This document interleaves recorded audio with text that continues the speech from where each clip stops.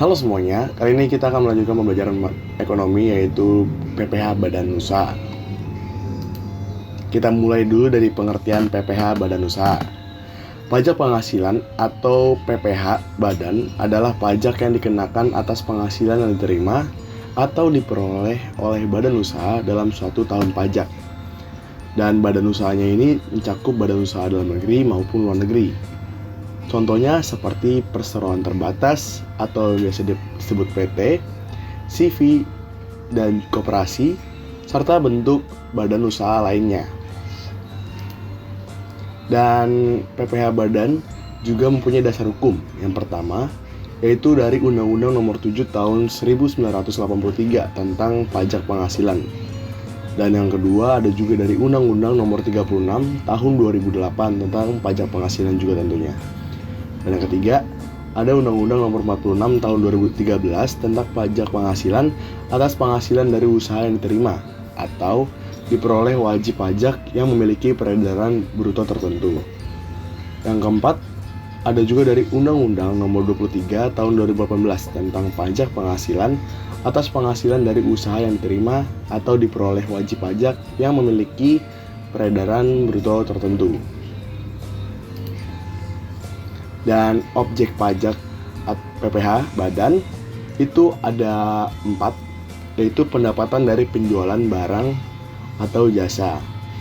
Yang kedua, objek pajaknya adalah pendapatan dari bunga, dividen, royalti, dan juga sewa badan usaha tersebut.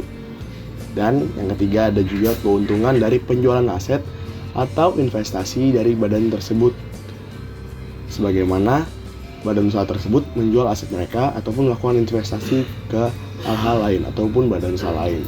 Dan juga yang keempat, pendapatan lainnya yang dengan tujuan untuk meningkatkan kemampuan ekonomi badan usaha tersebut. Dan ketentuan ataupun tarif PPh Badan ada 3. Yang pertama yaitu tarif umum. Kalau misalnya dari PKP atau penghasilan kena pajak, itu tarifnya adalah 22% dari penghasilan kena pajak atau PKP. Sebagaimana pengertian dari tarif umum itu sendiri, itu adalah tarif standar yang berlaku untuk seluruh badan usaha yang merupakan wajib pajak dalam negeri, kecuali ada ketentuan tarif khusus atau final. Dan yang kedua adalah tarif khusus untuk perusahaan terbuka, diberikan kepada wajib pajak badan yang berbentuk perseroan terbuka, yaitu perusahaan yang sahamnya minimal 40% diperdagangkan di Bursa Efek Indonesia dan memenuhi syarat tertentu. Dan yang ketiga ada juga tarif final atau tarif final untuk UMKM, yaitu 0,5% dari peredaran bruto bagi UMKM dengan omset di bawah 4,8 miliar per tahun sesuai dengan peraturan pemerintah nomor 23 tahun 2018. Syaratnya itu yang perlu digarisbawahi bahwasannya UMKM tersebut omsetnya di bawah 4,8 miliar per tahun. Dan kita akan lanjutkan melalui contoh dari perhitungan PPh Badan. Kita ambil contoh soal berikut. PT Makmur Jaya memiliki data keuangan sebagai berikut untuk tahun pajak 2024. Penghasilan brutonya yaitu adalah 4 miliar 500 juta dan biaya-biaya yang diakui fiskal sekitar 2 miliar 700 juta dan kompensasi kerugian fiskal tahun sebelumnya sekitar 300 juta rupiah. Adapun juga tarif PPh diketahui pada tahun 2024 yaitu sebesar 22%. Pertanyaannya, hitunglah PPh Badan terutang PT Makmur Jaya tahun 2024.